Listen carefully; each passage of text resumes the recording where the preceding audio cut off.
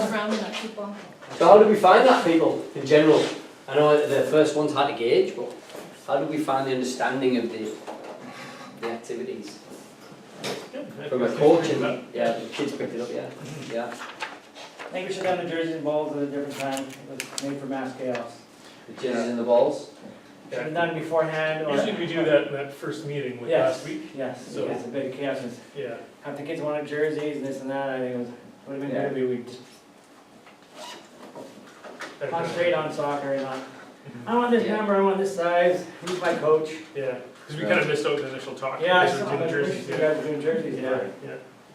I think that's on our part, I guess. Usually we get our stuff at the coaches meeting, but they didn't have it ready, so we didn't get it, so it was a little bit I'll make a chaotic. note of that. Because we'll do a follow-up email to everybody. I already talked to Mike, he agreed with me on that part, so Right. Rob, like I said, yeah, should have been a little bit different. As you all know, my name is Kevin Lindor. I've been brought into the association just to kind of mentor the new technical committee, new technical team, which is going to be Gary, Mike, Travis, and Eric. Okay, so they're kind of the guys who are going to take us forward into this new direction, and I'm kind of a teacher from a distance, and then obviously coming on separate visits. So this is the first visit, so very, very happy to be here. It's not about, and I know you guys know this, but it's not about us telling you how it should be and preaching. It's just resources and what we've done and what I've done in my experience and how I've found success in different environments. So, of course, you can use your own things and have your own mentality and have your own way of doing things. Of course, these are just there to help you as well. Okay, so it's just like Gary's just said, lots of tools to get you involved and to help you out with these kids. Okay. So, with that in mind, let's just go around the room, little icebreaker, very easy.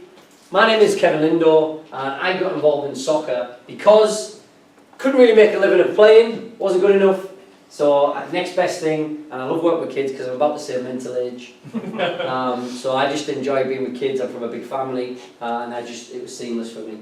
Although, realising how much there is to coaching, I didn't really get that till probably recent years.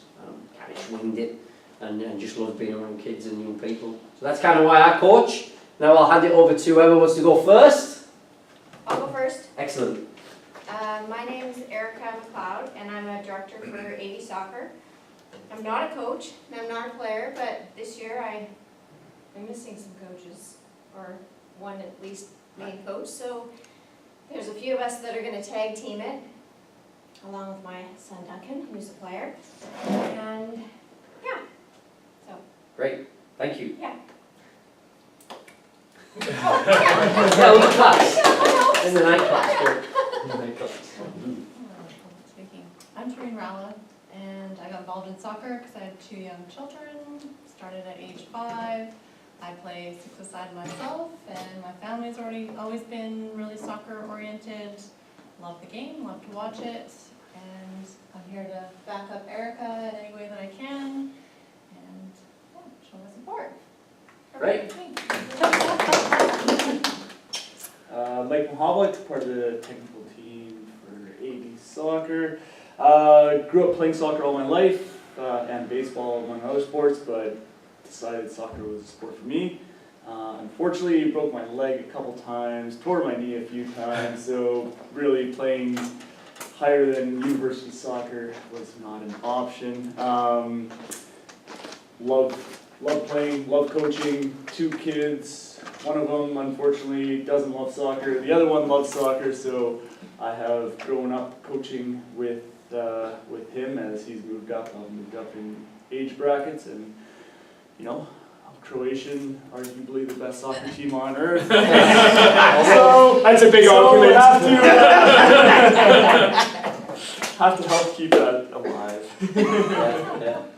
Nice. Welcome. Mike Nelson grew up playing soccer in Alberta Valley, played soccer, softball.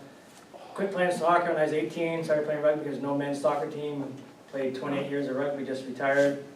My oldest boy is 18, I coached him for a few years in soccer and baseball. Mike and I have coached together, our boys are the same age. I've coached Aiden since he was 4, I've coached with Sean as well. So I coach softball as well. I've taken both my coaching courses this summer. I took 2 days with you and 2 days with softball, so I'm ticketed level 1 in 2 sports. Nice. And yeah, I grew up playing soccer and softball, and rugby. I want my kids to do the same, so I'm following Aiden up through the ranks. Great. My name's Duncan McLeod. Yeah, sorry, we've got that. I've been playing soccer all my life.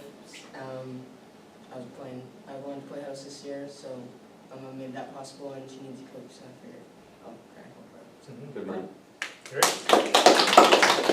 Zoe? I'm Zoe. I really love soccer.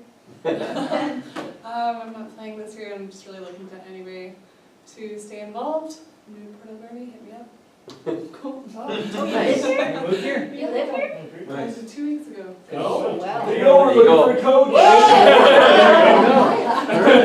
And there's We're also also the looking to ladies run- thing once a month, I heard, so the ladies, so that would be Yeah, good. we're also running to, we're gonna run ladies' nights, Tuesdays. in Port Alberni, possibly on Tuesdays or Thursdays at Once some every point coming month up, or so. and we would love to have a few more The female coaches come in, so I will let Melissa know, and, she'll be all over it. welcome, Zoe.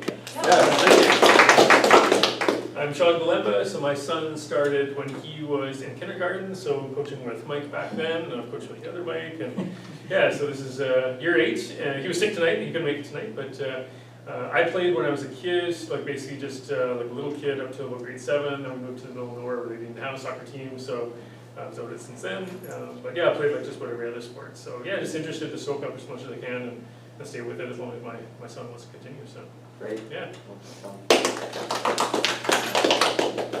Gary Spencer-Smith, just played soccer forever. The natural progression to coaching was you have your kids, you start coaching. I used to be the coach on the side with my cousin on his team, and I just wanted to beat his team. We made it fun, I think we did anyway.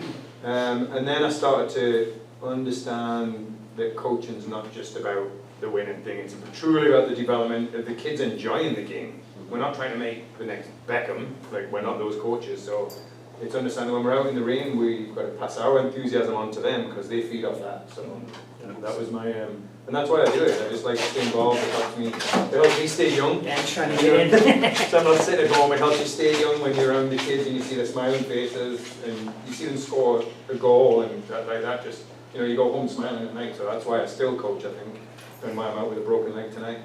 Thanks, Gary. Thanks, Gary. Bill. And Mr. Winans in the back. Oh, Sorry, you didn't know. I'm Glenn, Welcome, Ben. thank you. I played soccer for a while and coached for 16 years. Great to have you. All right. So yeah, I think it's important that we go through that just because we really need, and you're probably already doing it, but we really need to start. One more coach coming. They're trying to get in the door, they texted me, I used to this coach last year. That's why my phone went off. Come on, yes. Well, the clicker's not working, so I'll just do this. So yeah, this is why we coach it, and you've gone through most of it. So passion for helping young people, to support the association. These are all different reasons you might want to get involved or want to spend time with your own kid. You want to be a student in the game, which is quite rare these days, but I think it's very important. Nobody else will do it. Sometimes we get voluntold to do it. Yeah, all the time. And we like to pass on knowledge and our experience. Okay, so it's important that we look at this because it's important that we have a community goal together and we're all driving in the same direction. And we don't have someone on the field on their own, doing their own way. It's important that we're together and we're all driving in the same lane. Okay. So, okay, so just as Gary said, we want to develop. We want to develop players. So we're going from stage to stage to stage, hopefully in an upward trajectory. So to grow and become more mature, which is the definition, we want to identify short, mid-term and long-term goals within the four-corner model. Okay, now we're not going to go this in detail, we're just going to quickly brainstorm, because I don't want to spend too much of your time tonight. We're going to quickly brainstorm, and I think it's going to be nice to get into your coaching group. So if you two want to get at the back, I think that's a great opportunity for you to do this now. And then do we have any other kind of coaching partnerships in this room? We all have 2 coaches, but not everyone's second coach. Okay. is here. So if not, just work with the 1 or 2 people next to you, or you can get with your assistant coach. So what I want you to do, just write down, hopefully you have some pens, write down, scribble down some goals in these different areas. So to give you an example, Do you want in on this?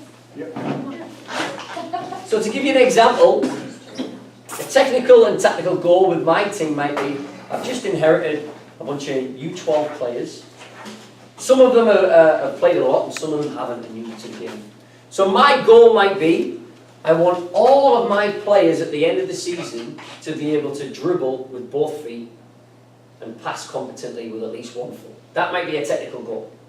A tactical goal might be, I want them to understand that when someone has the ball, they have to spread out. They have to create width and depth. So there's some examples how technically and tactically you might jot down. Now it's very important we have these goals because it's about development. And you don't want to have 60 things per practice that you want to get across to the kids, because you'll lose them. Okay, so if we can have some tangible goals to work towards, then I think it's helpful for everybody. Social might be a simple one. I want them all to come back next year. I want them all to have a blast. They all come back next year and sign up. Another one might be I want them all to like each other by the end of it. Maybe it's a troublesome group. One might be, you know, I want a couple of them to really enjoy soccer because they hated it last year. Okay, so there's some examples. Psychological might be one kid's had a real hard time. Maybe adapting to the group, or maybe back home. Whatever it is, they've had a hard time and they're not enjoying it. So how can you engage them? Okay, and it might be small steps. It might just be getting them involved in the session. It could be, how do you create confidence in your group? All right? Physical. How can I get my players conditioned without having them running 60 laps and doing 5 push-ups every 2 minutes? How can I get them conditioned within the program? Make sense? You got 3 minutes. Go for it. And I'll come down and help out.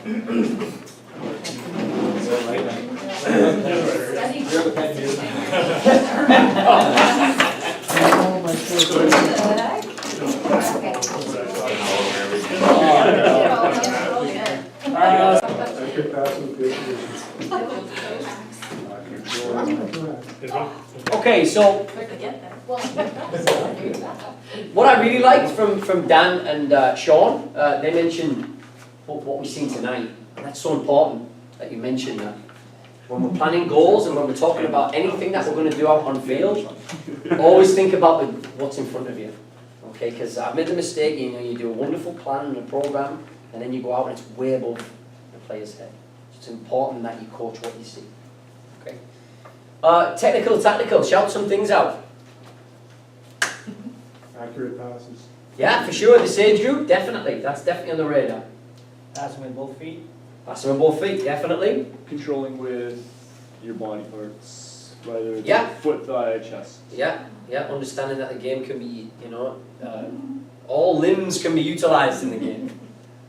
Change in open space and call for the ball. Definitely, yeah, and that comes across technical and tactical. Know where you're gonna go before you get the ball. Yeah, so awareness, spatial awareness. Tactical reading, play, and movement off the ball. Yeah, and the challenges with you guys, and this is something we're going to introduce in the new year, is terminology. Because things like reading the play, positional play, you know, again goes over the kid's head. So it's nice to use user-friendly words. So when we say pass, you might want to say share the ball. Okay, if you want to say, rather than say kicking, we say sharing and things like that. All right, so try and break it down to their level. I used to do a translation with the 10 bits. I used to go, alright, if I say pitch, it's a field.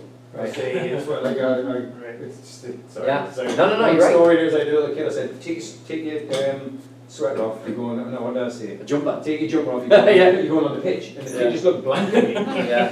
So I thought, oh, you know, because there wasn't special needs, I'm like, take your jumper off, you're going on the pitch, apparently, it's a sweater in the field, coach. And so I said, that off the wind. So I had to do right, okay, there's a language lesson every time. So they understood. There's proper Well, English and because- there's English. These don't have different words to what I use, so understand, make sure your kids understand what you're Yeah. saying when you're saying it. And if you say tuck in, they'll tuck their trousers. I've seen that. Okay. Social. The fun one. I like this one. Social. What ideas have we got? We're talking about doing a soccer night where you watch an NSL game, bring your parents out maybe once a month and pick a Perfect. spot and get the kids to watch soccer and learn rather, because that's the best way to watch professionals than to watch. Yeah, it's great. Popcorn night. Watch a game. Social for the kids to interact. Yeah. And we've got a new pro team now on the island. CBL launching next year. Might be a good opportunity. Yeah. Anything else? Just making sure we know everyone's names. Yeah, it's huge, especially when you're dishing out compliments, you're encouraging. When they hear their name with a compliment, it can be pretty empowering. Yeah. Anything else? We put inclusion, so high fives, make sure that Yeah. the teams, as they're subbing each other, high fiving at the end of the game, they're high fiving each other. It's not just off to my mum and dad and off they go, so Yeah. Big it's time. got to be a unit Yeah. together, everybody. Yeah, and the eye contact and high fives between coaches and players is huge as well. Physical. So how can we make this engaging, but yet, you know, it's a sport. We want them to work hard, we want them to be active. How can we incorporate that? Scottish No worries, because it's not easy. You know, it's not easy if you've got no ideas. I've got some on the next slide. So. Make it fun. Yeah, So it's they're gonna be smiling. fun. If they're smiling when they do it, Yeah, you can do more of that if Yeah. you feel like that. and there's a little tip. With any running drill that you can think of, you've probably done in your past, you can put a soccer ball in it. Okay, so if you do want to do a bit of fitness, make it fun. Get some goals and balls involved. We talked about drills where you're juggling and then say, okay, next week Yeah. we can do more. So the kids practice at home on their own, trying to get better, right? Yeah, and that comes into all of these, right? You know, that inspiring and giving them homework and giving them motivation to come back and get better at things. Okay, psychological. And there's a lot of crossover between these two, obviously, but psychological. Showing confidence on and off the field. Yeah. Yeah, confidence is a buzzword at this age. And I'm going to talk about it shortly, but it's really important that we try and give them as much confidence as we can at this age group when they're maturing. Yeah. Okay, I'll crack on to the next. Some of the answers I thought I had. Just on psychological side, You like that? all right, Yes. just had a couple players last year that actually probably needed counseling, right? Mm-hmm. So it's something I think as an association we probably need to look at. Yes, I mean, that's something that's probably obviously beyond my scope. But I think recognising that, and that's something I want to talk about, recognising that is a piece that we can definitely all have involvement in. And maybe it's just a pathway for that and a process. Like you're saying, is something that the club needs to look at. I'll make a note of that. Okay, so, just as people have seen or said already, coach what players need to reach the next level, not what you see on TV. Okay? Because there's a lot of work and years going to something like this at the highest level, you know, where all of the four corners come together at the very, very highest level. Okay? And just from tonight, having launched a curriculum before, you're going to get people who don't like it or think that fun with the ball and doing animated games at 5 years old is not the game. It's certainly not the game what you see on TV, which is not. But they have to understand that all them players on TV have come from something like that, whether it was on the street, kicking around, kicking the ball against the wall. That's ultimately what we're trying to do. We're trying to replicate that environment. Okay, but Canada has its own challenges, right? It's not the number one sport here, and we have different climates. And we have a multi-sport environment. So we've got to really be engaging and participation orientated right from an early age, in my opinion. Okay, and then this age group, this is where we really fine-tune that confidence and inspire factor, and really look at how we can develop these players on the next stage. Yeah, so as you all know, let's focus on what's in front of us. So I've got some ideas around how we create that player-centered environment. So we've looked at creating goals for these corners. Now how do we create that environment? Thank you. So, technical and tactical. These are just some ideas that I'm throwing forward.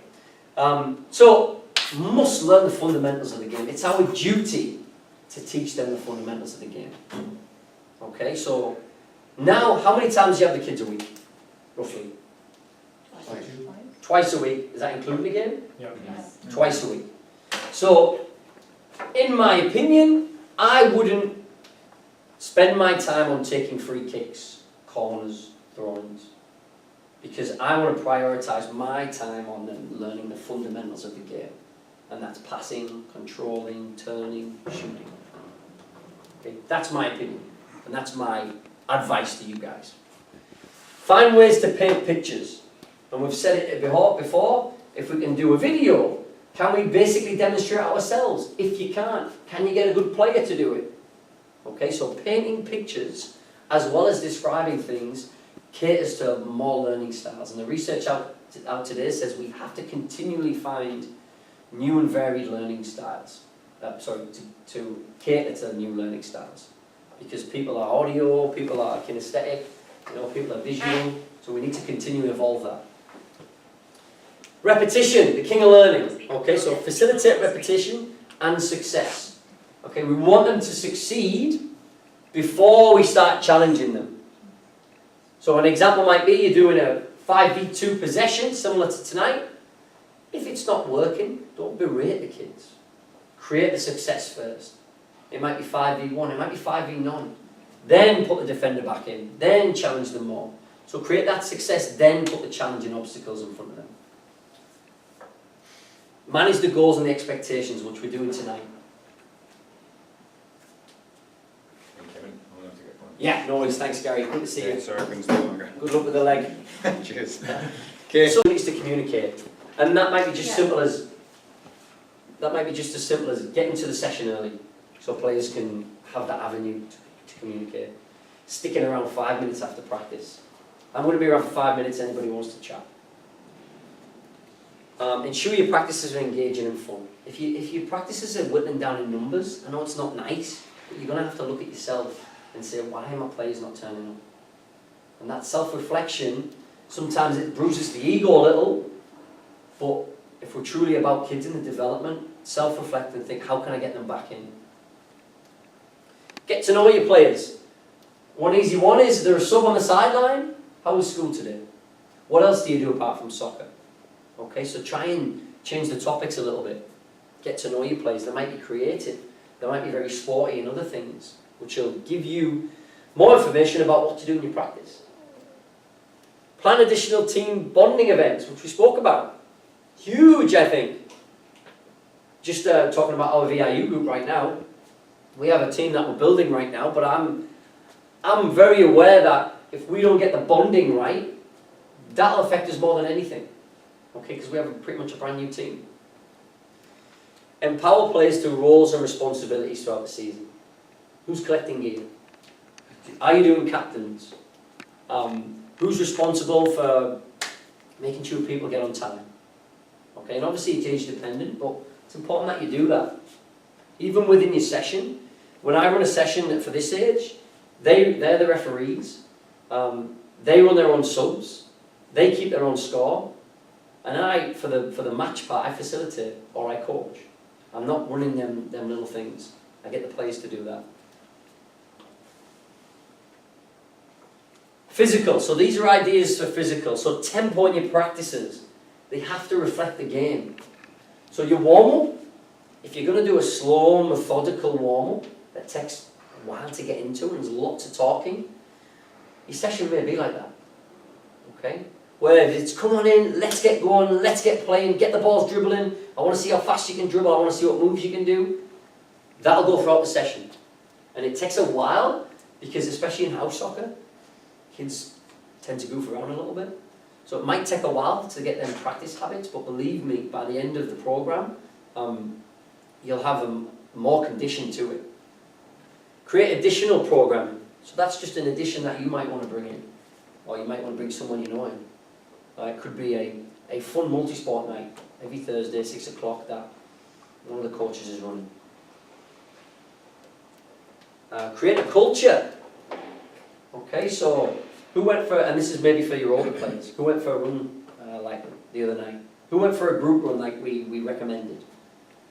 Okay, or who's done 30 push-ups this week in their own time? Be sensitive to maturation process. Now, I haven't got kids, so you guys know this better than me, but I'm sure I've seen kids grow like 6 inches in a year, and all of a sudden they've gone from a real skillful player to this gangly mess that can't control a soccer ball. Okay, so be mature to that. It will come back to them. They've just gone through that really tough process. Much to shorter players. Okay, if they're getting knocked off the ball all the time, you might want to look at shifting them around in the group so that they get success, but they're not getting unfairly knocked off the ball, because they will grow. And that's, we're going into a little bit of kind of what they call bio-banding right now, but just make sure that you still encourage and have full participation for them, and you find a home for them. Okay, because they will get the strength and the knowledge to protect themselves, but in a young age, it's important that you're sensitive to that issue. Be your role model. I'm not saying everybody has to be an athlete, but I think it's important that you talk and you try and live an active, healthy lifestyle yourselves. Just my opinion. Okay. And the last one, psychological. So again, I'm not a psychologist. This is just from my experiences, how I believe that we can help out this area. Reading, I think body language is so important. So when my players are coming into the session, and when they're in the session, I'm looking at body language. Are they closed? Are they shut down? Are they upset? Are they sad? Are they confident? Okay, and that can lead up to the process of me trying to help out somehow. Always check in with players, show an interest. Like I said, encourage and motivate. So the reason I put encourage and motivate together is because encourage, yeah, but also challenge them. Okay, in a good setting. Goal setting with players. So what do you want to achieve this year? Okay, I noticed you've been striking the ball with your left foot. That's great. Is that something that you've been working on? So respect as well and set the example. Alright, so try not to berate players and shout at players, especially if they make mistakes, because they're going to make mistakes and they're encouraged to at this age. Don't get players talking over you, and I'm sure you know that. Don't let players talk over you when you're talking. And understand that they have to show that respect to each other and you. This is a big one. Understand competency and confidence. Okay, so the reason players might not be confident is because they're not good at the thing they're trying to do. Okay, so that's why I always say teach them the fundamentals. It's our duty as a coach to make sure that they come away from this year with certain fundamentals. Okay, and that's something I'm pretty unmovable on. Okay, and one thing I hear is from a lot of coaches and grassroots is my players don't communicate. They're silent. They don't say anything. Well, I believe that is because they're not competent and they're not confident in communicating. For instance, if I went out on a hockey rink right now, there's no way I'm going to go skating around. Well, I can skate, but there's no way I'm going to go around asking for the puck because I've never played hockey and I'm useless at it. So teach them the skills and you'll see them grow in confidence, and then they will start calling for the ball and want to be involved more. So I think that's a bit of a circle, a bit of a cycle that needs to really be understood. Okay, any questions on that? I'll send you these slides. Again, just my ideas. Please take them as you see them. Bit of an example of how I approach kind of program improvement. I have 6 of these pages, all 5 columns down, and this is just a snippet of one of them. So this is how I looked at improving my program with VIU this year. Okay, so this is a snippet. So in possession, I wanted to play out the back, and I wanted to possess the game in central areas. This is how I did it. This is when I wanted to do it in the time frame. This is how I'm going to improve myself in these items. And this is how I'm going to improve. Okay, so I'm showing you this because I've given you a sheet there. in terms of a guide, a week-to-week guide, and we call it the long-term team development plan. And it's a bit of a weekly guide on how you might want to run your season. Do you have to do that? Of course not. You know your team better than I do. You might want to repeat them sessions, you might want to skip a few. It's entirely up to you. It's just a bit of a guide. Okay? And this is how I look to improve my program the following year. So I think that element of self-reflection, I think, is very important if you want your kids to really enjoy and develop. And now we're going to talk a little bit about the curriculum, and we'll finish off on this. So like Travis says, I've designed a curriculum for each age group. And these are the traits of this age group. Warm-up, cool down is essential for this age group now.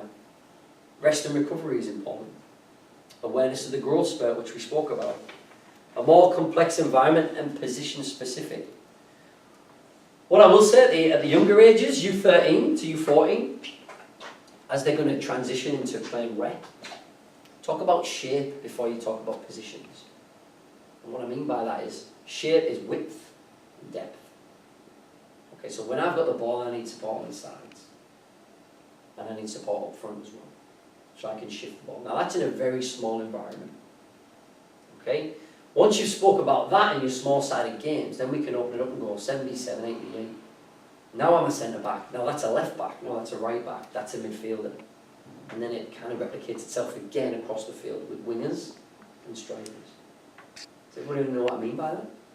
It's just, again, breaking it down into small bite-sized bits, which is how I learn, and I'm hoping that's how kids learn as well. Tactical teamwork, development of tasks per unit. So now you're going to be working with defence, midfield, and it's not easy, especially going from kids who've never played, and to teach them how to play on a field. And so you're going to have to find a balance between directing them, not to direct them too much in a game, but also trying not to leave them high and dry. And that balance is not easy, because you don't want to tell them what to do, because they'll never learn themselves. However, like I say, you don't want to abandon them. So try and think of buzzwords on how to help players. For instance, if I'm a defender, instead of saying, player go left, player go right, you might say shape. And if you've done it in practice, they'll get shape. So some things we're going to talk about in the new year, but things I encourage is definitely just to try and not direct as much, but use buzzwords that will help them in a game. The mental game comes into it now. And again, just being a shoulder to lean on and being a person there to support is going to really help them with that. Because no matter what you say about winning, kids realise when they've won and lost.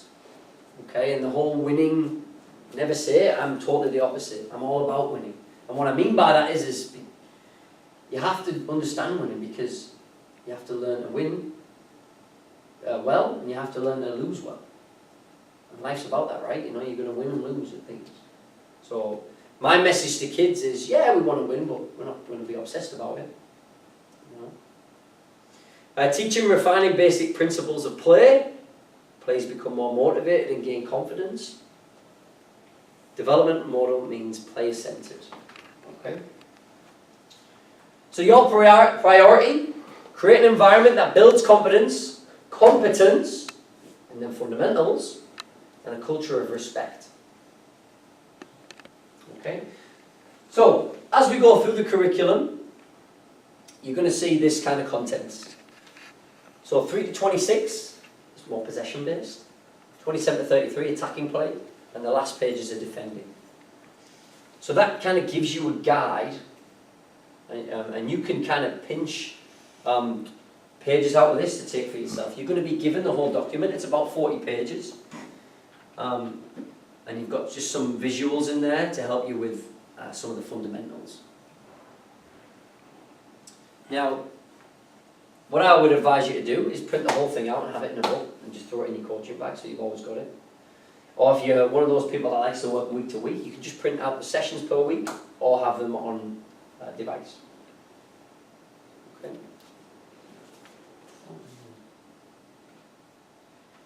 And there's a key there as well, just so you can understand what means what.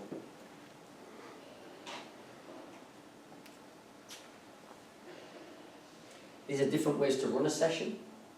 So say for instance, you guys are running a session on your own. This is the way I do it. This is the way you might want to do it. You set up your warm-up, do your warm-up, then go into a little conditioned game. Now this is how I run it. Conditioned game with the topic. So an example might be 3 against 3, you score by dribbling into the end zone. No goals, you score by dribbling into the end zone.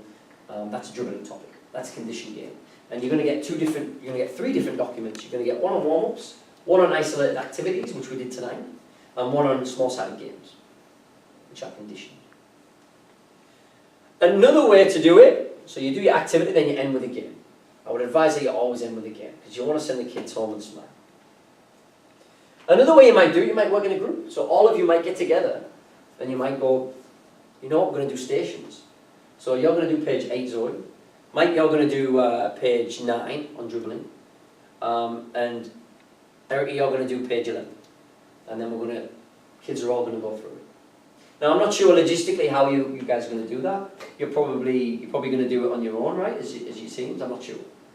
But they're just different ways you can do it. Any questions on that? All right. The straight lines are generally passing or shooting. The circles are players.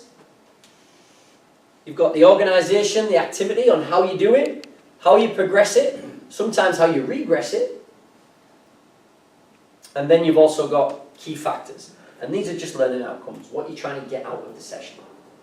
So in your head, you should be setting up your session.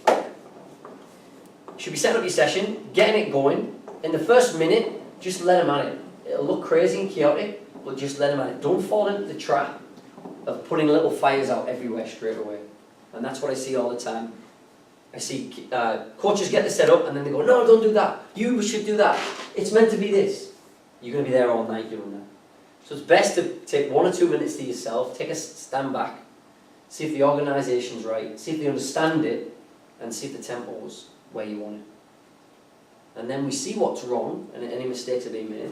Then we go on, okay, now organisation, I want to fix this, this and this. Do you understand it? If you do, yes, great. We're going to go into the actual drill now. And now you can start coaching. And this is where you're looking now to deliver your key factors. And it's a good idea to go sequentially through it. Okay, so now I'm thinking, okay, are they dribbling out with their feet now? If they're not, that's my first point, stepping in. And that's the teaching moment, and that's coaching. And if they are doing the first 3 here, 1, 2, 3, I might just acknowledge that. Guys, you're doing this, this, and this, great. But I now want to talk about these 2. Okay, so that's generally the coaching formula. You get in, you demonstrate, let them repeat it, get them success and challenge them. Okay? Do realise I'm talking quick here, and we are going to send you a lot of stuff, and Travis and I will be on hand as well to help you guys. And there's another one. So I've just designed a little cheat sheet for you guys. This is some ideas on what you might do in terms of season preparation. Coaching roles between yourselves. What do you want to learn as a coach? None of us know everything. Okay, so you might be thinking, okay, I see there's a curriculum in there. I see there's a lot of passing and receiving. Well, I don't really know how to receive. So that might be something you go to one side and you learn for yourself. Okay, we're here to help. Or you might just go online and learn it. So what are your strengths? So adversely, you might say, coach, your assistant coach, look, I've just been learning about dribbling so much, I'm going to do the dribbling sessions this next few weeks. Equipment. So it's very important that you touch base with the club, get your equipment sorted, incorporate your long-term team plan, and if you're not going to do that one, figure out something yourselves, and have a curriculum at hand. If you don't want to use the club one, fair enough, but create a plan for yourself. First aid kit, emergency action plan. Make sure you're fully equipped for the season going in. Logistics, ensure that your team and your players know where to be, what time, ahead of time. If you can get it from now right to the end of the season, then great. Have a parent meeting, or a fully advise that. Because what you're going to do is you're going to create buy-in, and not it's us against them type of thing. You're going to create buy-in, and you never know what is in your parent database. For instance, there's probably a lot of good working professionals, there might be people with more volunteer time, and these are some of the roles that you might want to dish out. First aid person, maybe someone who's very active and wants to take some conditioning programs. A videographer, an event organizer, a manager, a kit person. So create that real group community environment within your team. And this is huge at this age, player management. How are you going to manage your players? How do you communicate? Are you going to use a platform, TeamSnap, one of those things? Or are you going to email? Are you going to text? Individual goal setting, how are you going to approach playing time? Is it going to be evenly fair, or is it going to be rewarded? How are you going to approach merit? So you're going to have player of the week, trophy, are you going to have team meetings, and are you going to have a code of conduct? So these are all things just to think about, and just to make it easy for you in the long run. Okay? So that's pretty much it from me. I don't normally talk that much when I do these presentations. I normally do a lot more group activity, but I wanted to get through it so you guys can get out of here. Does anybody have any immediate questions? Great, you're all going to be awesome. Okay, so like I said, I'll be on hand. I'll give Travis my email that he can send to you guys. Travis and the tech committee are kind of the ones leading all this, and I'm kind of sat from a distance above them, just quarterbacking it. So the new curriculum on the website, or No, it's going to be sent to all of you. Okay. All right. Cool. Well, thanks so much, everybody. Thank you. Appreciate it. Thank you. All right. Thank you. Thanks a lot.